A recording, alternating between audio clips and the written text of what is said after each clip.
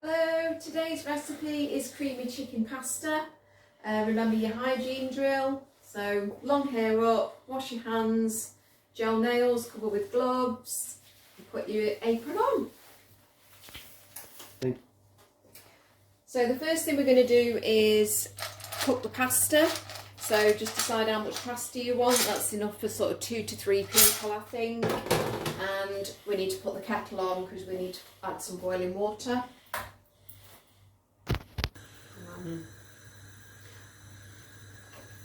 Okay, so add the boiling water to the pasta, and we're going to boil that up and then simmer that for about 10 minutes until it's cooked.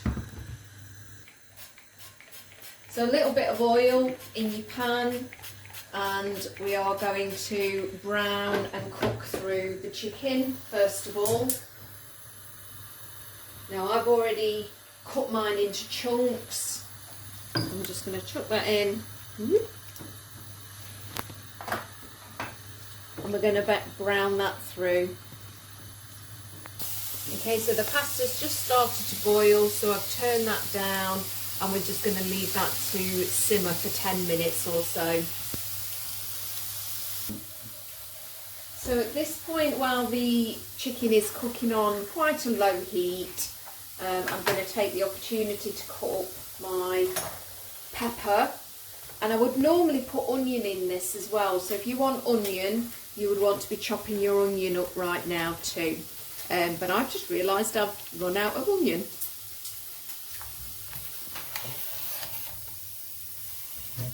So cut up your peppers into bite-sized pieces, and if you're using onion, cut that up as well. And also, if you're using mushrooms, you want to cut them up as well. I'm going to use frozen mushrooms this time. The chicken's browning quite nicely, so we're just going to put that onto a low heat while we chop up the rest of our vegetables that we're using. So now you just need to cut your tomatoes if you're using those. I've got cherry tomatoes. Just cut those into nice small pieces. I'm just going to cut mine in half, but it depends how big your tomatoes are. So just to make sure that your chicken is thoroughly cooked, maybe for one of them cut it in half, and as long as it's not pink in the middle, we can safely say that's cooked. So we're going to add our bacon lardons and cook those, and then we'll put those all to one side. Okay, so the pasta's had 10 minutes, so I'm going to turn that off, and this is cooked, so I'm just going to put this to one side, and I'm going to wash out the frying pan so we can cook our vegetables. So again, a bit more oil in the bottom of your frying pan, again on kind of a medium-ish heat. You would always cook your peppers and onions if you're using them first, because they probably take the longest. So while the pepper's cooking, I'm just going to drain the pasta. I'm just going to leave that to drain for a minute. Okay, so the pepper's starting to soften up a little bit, so I'm going to add the other vegetables. So I've put some sweetcorn in there. I'm going to add my frozen mushrooms that will defrost as that cooks, and also the tomatoes.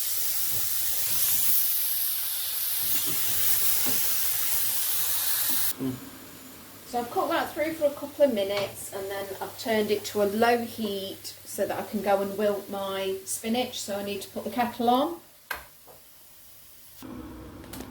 So I'm going to pour the pasta into the saucepan because I want to use the colander, and then I'm going to put the spinach into the colander.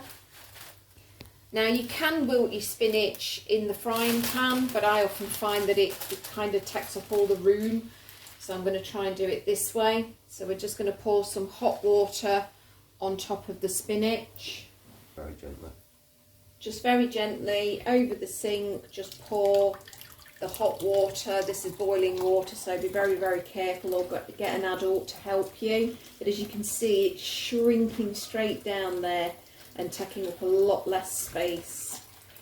So it's starting to wilt. Okay, so I'm tipping in the wilted spinach and pasta, and also I'm going to put in the chicken. We're going to have quite a lot here. And the bacon, and give that a good stirring. This is meant to feed 2 to 3 people. It's looking more like about 6. Okay, so just gently sort of turn that over and try and mix it in, and try and spread the spinach out a little bit. And then we are going to add the cream cheese. Okay, so I'm going to add the whole tub. I'm just going to break it up into bits and add it all in. And we're going to try and stir that so that everything is coated. So that might take a few minutes and for it to melt through. Okay, so most of the pasta is now coated in the sauce, so I'm just going to give that a quick heating up, and then it's almost ready. Okay, that's ready for dishing up.